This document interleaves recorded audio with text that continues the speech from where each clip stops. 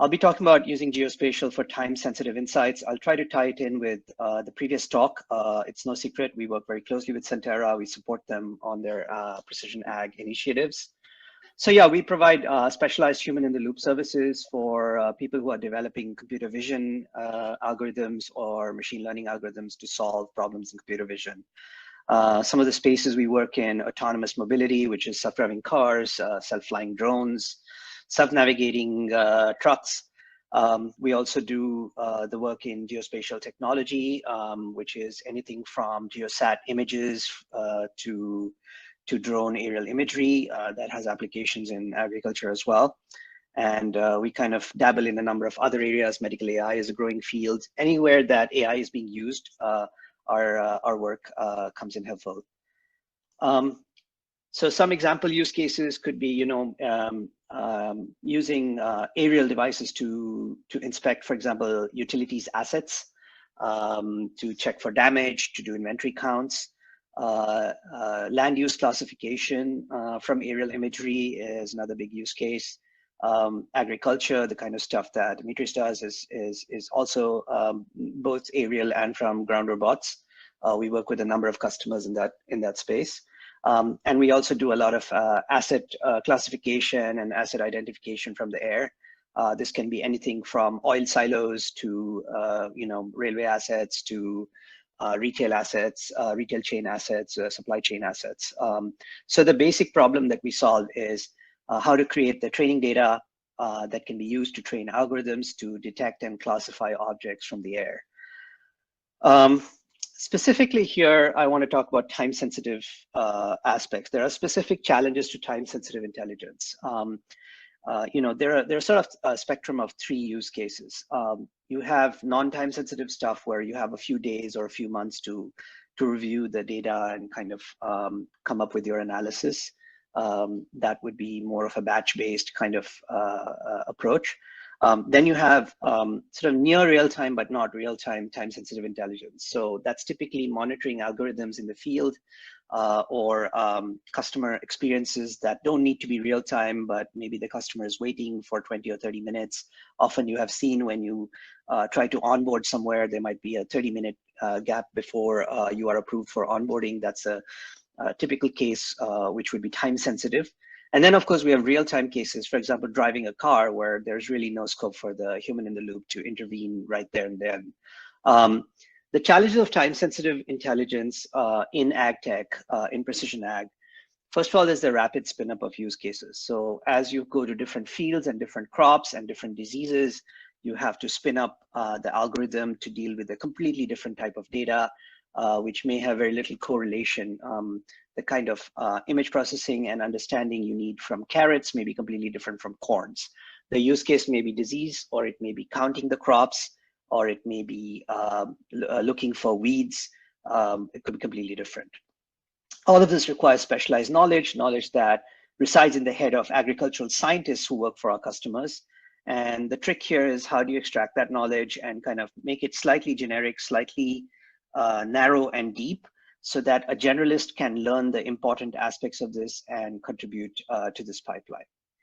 Then you have the last mile problem. When you deploy an algorithm, so we're really seeing the phase of algorithms in both machine learning and AI going out of the lab and into the field where your business critical process is actually running with the AI. And you have a last mile problem because most of these algorithms might succeed for 90% or 95% if you're lucky, but you can't afford to miss the other 5%. And so that also brings us to quality audits, which says that if, as Demetrius described, if data is coming in at such a rapid pace from the sensors everywhere, then how do you stay on top of it? How do you know that you're performing correctly, that you're not taking actions that might destroy healthy crops or missing unhealthy crop disease as they are forming? And how do you come in and audit that on an ongoing basis? If you don't look at your data for a month, the actions you took 1 month ago could have already caused a lot of destruction. So these are the key challenges in when you bring time sensitivity into it. And what we have worked with is a rapid methodology for machine and human fusion. Machine and human fusion means you don't try to solve the problem exclusively with AI. and you don't try to solve the problem exclusively with humans in the loop. You create a virtuous cycle of both, where the machine is trained to look at stuff at scale, but then the machine also knows when it's come across something that it doesn't know. And when you do that, you want the human expert to come in and kind of be the point of escalation, to be the point of quality audit. And as the machine evolves its algorithm, you also want the human monitoring it. So this is kind of an infinite loop that we project.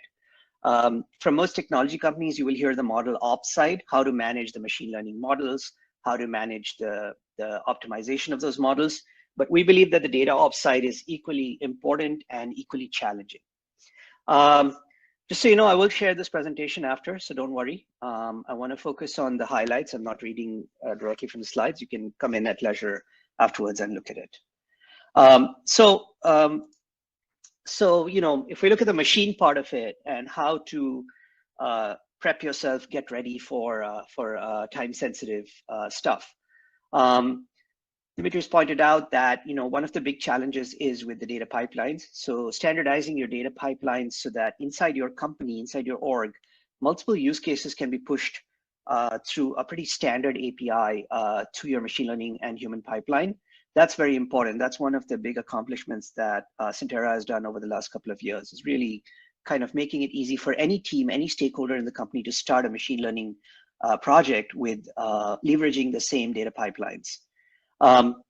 You can bootstrap some models. One of the key challenges we face, since we are creating the training data, no model exists to help us to accelerate our work. So we have seen recently the evolution of models using techniques such as few-shot learning, which is a model that kind of gives you a crude first round with a few labeled data and helps you maybe remove 20 or 30% of the manual labeling burden.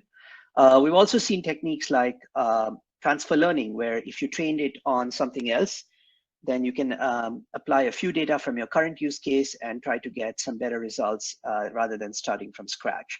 So bootstrapping models is a very good idea to kind of shape your data and not unnecessarily label data. One of the things to know is that when you're developing these models, the confidence interval is as important or even more important than the accuracy. What that means is it doesn't matter if the model is inaccurate to start with. What really matters is the model is able to signal to you that it's not sure about a result versus when it's sure about a result. So if the model goes, I think this is a year of corn and I'm 98% sure about it, that's really helpful.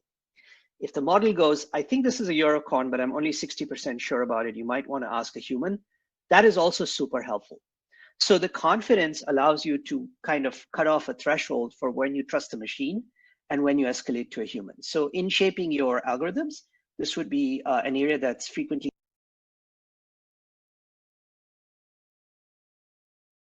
important, because that's what allows you to you know, really know when you need extra help and when you can trust the model.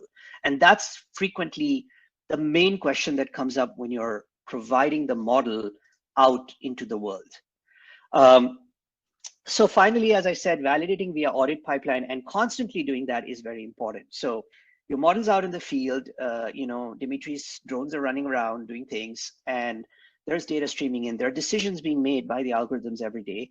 You really want to come in you want to come in and you want to audit that every day. You want to pick a random sample. You want to pick the low confidence samples. You want to see what's going wrong with the algorithm. You want to fix it pretty quickly. You want to detect underlying patterns. And this is all human insight. You have human auditors who are looking qualitatively and quantitatively at the decisions made by the model and kind of tweaking the model or making fundamental changes to the model which can address these problems. So these are the key machine interventions. On the human interventions, which is what we specialize in, the first thing is, you know, this is a pretty specialized field. And what you really want is a dedicated team that you build up their expertise over time. Your agricultural scientist works with them consistently and transfers the knowledge in a standardized way each time. So whether it's corn or carrots or weeds or weed, you want a kind of a simple, straightforward methodology. And the most useful thing we have learned over time, I think, and which I think surprises some of our customers, is You create these methodologies and the labeling examples and instructions in order to break them fast. You learn more when things break than when they run routinely. And when they break is what I mean, that you detect edge cases, you find ambiguities, and you find sort of confusing situations that even the engineer did not anticipate. And the information contained in that edge case is 10x the information contained in the routine cases that work. So oftentimes you'll find algorithms get up to 60, 70, 80%, and then they really fail because of the last 20%. And that last mile problem is where humans are good at challenging the status quo. They look at a set of instructions and say, well, what if this happens? What if that happens? Or they see a data piece and they flag that to the developer and say, we came across this. You might want to consider this in developing your feature detection because this is ambiguous in your current feature set. So the edge case piece is often the barrier to adoption of AI. And the penalty is often disproportionate. This is very important, and this is why I come back to the confidence interval. Depending on the problem you're solving, you might say, hey, I don't mind spraying a few extra plants if they're healthy. But on the other hand, you might say, I don't want to destroy plants if they're not if they're healthy, but they were misclassified as being diseased. That could cause great economic loss. So depending on what you're trying to do, the penalty for false positives or false negatives can be disproportionate. And so you want to shape your methodology and what you want to focus on in the edge cases to minimize the penalty for wrong decisions in the field. This is very important in for example, in rare events. So if you're looking for potential risk for forest fire, it doesn't matter if you flag 10 or 12 innocent cases, but if you miss the one that's going to cause the fire, you can create a lot of problems.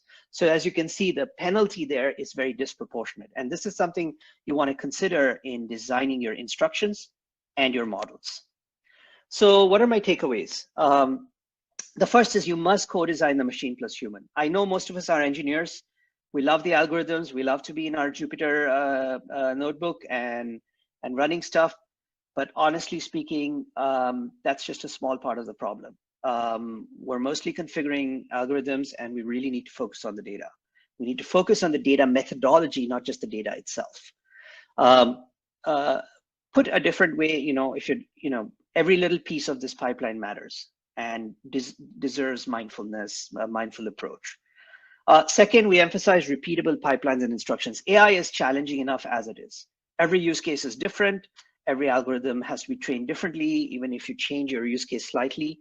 So you can help yourself by standardizing your backend pipelines, your data pipelines, your data formats, your instruction formats, your dashboards, your performance metrics. The more you can work with standardized environments there, the more space you can give yourself to customize the use cases.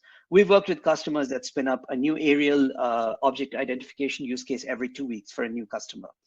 1 week, it might be a customer who's looking at oil silos. Another week, it might be a customer who's looking at land use. A third week, they might be looking at solar panels on roofs for an insurance client. And the ability to kind of do that every 2 weeks depends on really process improvement. It's not so much the code as much as the thought process behind it.